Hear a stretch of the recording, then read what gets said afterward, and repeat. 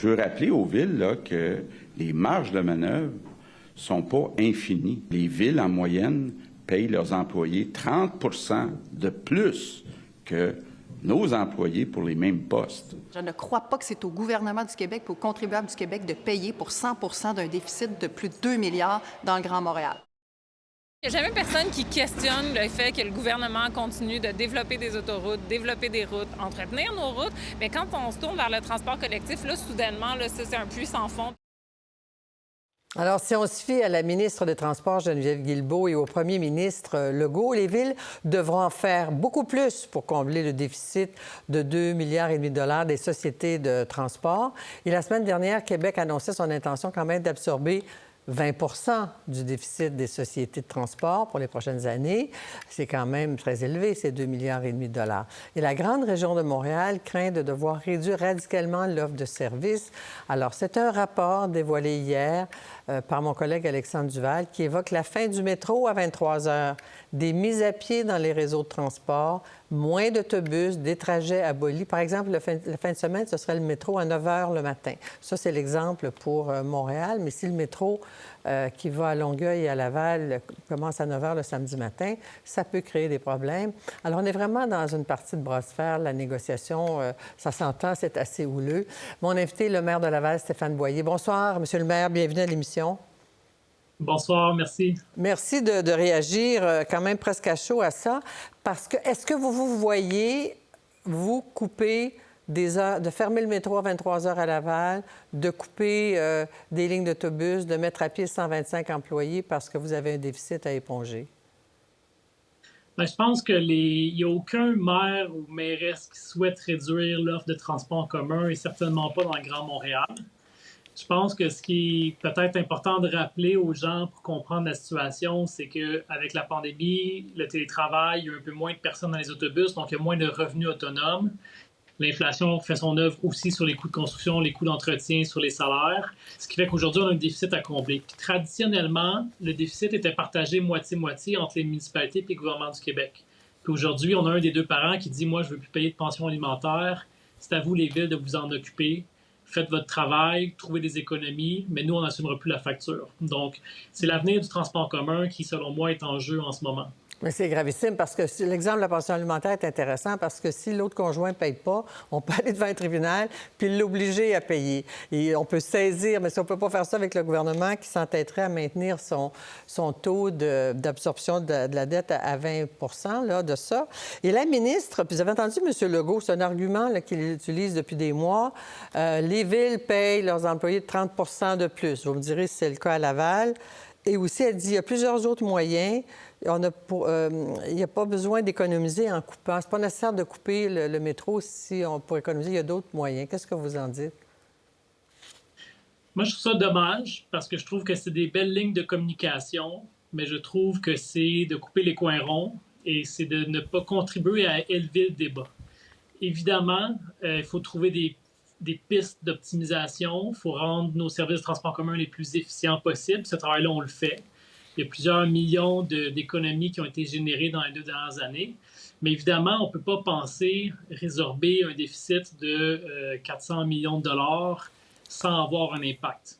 Il n'y a personne qui est magicien ici. Donc, pour moi, c'est une ligne de communication de la part de la ministre, mais qui ne tient pas la route. Il faut être plus sérieux que ça. Ouais. Même chose pour la référence là, de M. Legault. Écoute, j'ai envie de dire, les élus municipaux, on ne s'est pas augmenté le salaire de 30 de notre côté, mais je ne veux pas tomber dans ce débat-là. Je pense qu'il y a une réalité avec les conventions collectives. Ouais, je pense même que votre collègue de Longueuil, elle a baissé son salaire, elle. En effet, moi aussi, j'ai baissé le mien. Ah oui, OK. Bon. Alors, je pense que c'est sûr que c'est facile de dire commencez par moins payer vos employés, puis le déficit va réduire. Dans la vie, on sait très bien qu'on ne va pas commencer demain à réduire le salaire de nos employés. Il y a des conventions collectives à respecter, il y a des ententes à respecter. Donc moi, ce que j'aimerais de la part du gouvernement du Québec, c'est d'élever un peu le débat, sortir des lignes de communication, puis parlons-nous franchement. Dès le printemps dernier, les municipalités du Grand Montréal, on a proposé à la ministre de s'asseoir ensemble pour trouver un chemin, pour partager 50-50 la facture du déficit. On était prêts à faire un bout de chemin. On n'a pas entendu parler de la ministre pendant de nombreux mois et là, on arrive un peu à minimum à une, juste avant le dépôt des budgets des municipalités où on nous demande d'absorber 80% de la facture. Donc, c'est certain que dans les médias, on dit on ne peut pas l'absorber 80%, surtout pas à la veille du dépôt des budgets municipaux. Mais qu'est-ce que vous pensez de l'argument selon lequel elle l'a dit hier, on a entendu l'extrait, c'est quand même pas tout le Québec qui va payer pour Montréal pour un déficit, laissant entendre aussi que ça a été mal géré, qu'il y a des économies à faire. Puis il y a quelques semaines avant ça, elle avait dit la RTM ne nous aide pas à les aider. Il y a comme une espèce de présomption à Québec que vos services, puis c'est peut-être vrai, je ne sais pas, que tout ça, c'est très mal géré là, chez vous, les sociétés de transport, puis que la RTM fait mal son travail. Bon, encore une fois, sur ce qui est de l'allégation que Bécomo n'a pas à payer pour la Ville de Montréal, encore une fois, je trouve ça un petit peu dommage, c'est d'essayer de mettre en opposition les régions, les villes. Dans la réalité, les impôts qui sont payés à Montréal bénéficient à l'entretien des routes partout à la grandeur du Québec. Il ne faut pas oublier que s'il y a moins d'autobus sur les routes, s'il y a moins de métro qui passe, c'est plus de gens qui vont devoir prendre leur voiture. Ça veut dire plus de congestion, ça veut dire plus de routes à construire, ça veut dire plus d'autoroutes à entretenir, qui est assumé à 100% par le gouvernement du Québec. Donc, je trouve que c'est un petit peu démagogique de mettre en opposition les régions comme ça. Ouais. Comme toute grande ville, on doit avoir un transport en commun qui est structurant, qui est efficace. On doit trouver des façons de se questionner parce que c'est vrai qu'il y a une crise. C'est vrai que le déficit est immense. C'est vrai qu'on doit trouver une façon de réduire la facture. La réflexion, elle se fait en ce moment.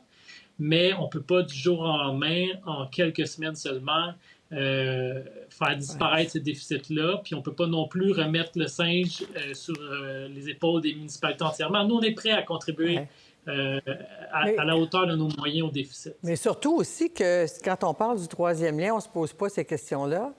Puis c'est l'ensemble des contribuables québécois, puis il y a même une partie d'argent qui viendra peut-être du fédéral, c'est du transport collectif, qui paierait pour un service à Québec. Oui, puis d'ailleurs, le REM fait partie du déficit, c'est-à-dire qu'il y a aussi des gouvernements qui, à l'origine, provenaient du gouvernement du Québec. Donc, le REM, c'était une initiative du gouvernement du Québec. Et ce projet-là vient creuser les déficits en ce moment du transport en commun. Cela étant dit, les villes, on est bien contents d'accueillir le REM. Je pense que c'est un beau service à offrir à notre population. Mais visiblement, quand on a mis de l'avant ce projet-là, on n'a peut-être pas pris conscience de l'ampleur des répercussions sur les coûts d'opération. Puis là, ça vient dans une tempête parfaite avec le télétravail, avec l'inflation. Puis tout ça arrive au moment où le gouvernement doit négocier avec le Front commun, va négocier avec vous. Et vos budgets, c'est quoi? C'est en décembre, là, vos budgets? Oui, donc la Ville de Montréal doit le déposer dans 2 semaines. Nous, à la Ville de Laval, ça va être d'environ 4 semaines. D'accord. Donc, en ce moment, pour vous donner une petite ordre d'idée, d'une ville à l'autre, la proposition de Québec ferait augmenter les factures des villes entre 20 à 300 %, dépendamment de la municipalité. Aïe, aïe, aïe. Donc, c'est certain que de demander à une ville d'augmenter de 300 % sa contribution, c'est pas réaliste. Là. On ne peut pas trouver ça en quelques semaines. Donc, je pense qu'il faut adresser la question avec sérieux. Merci. On est prêt à faire notre bout de chemin, mais il faut négocier puis il faut se donner du temps. Merci beaucoup, Stéphane Boyer, maire de Laval. Merci beaucoup. Merci, au plaisir. Pour voir nos émissions en entier, rendez-vous sur la chaîne Ici RDI.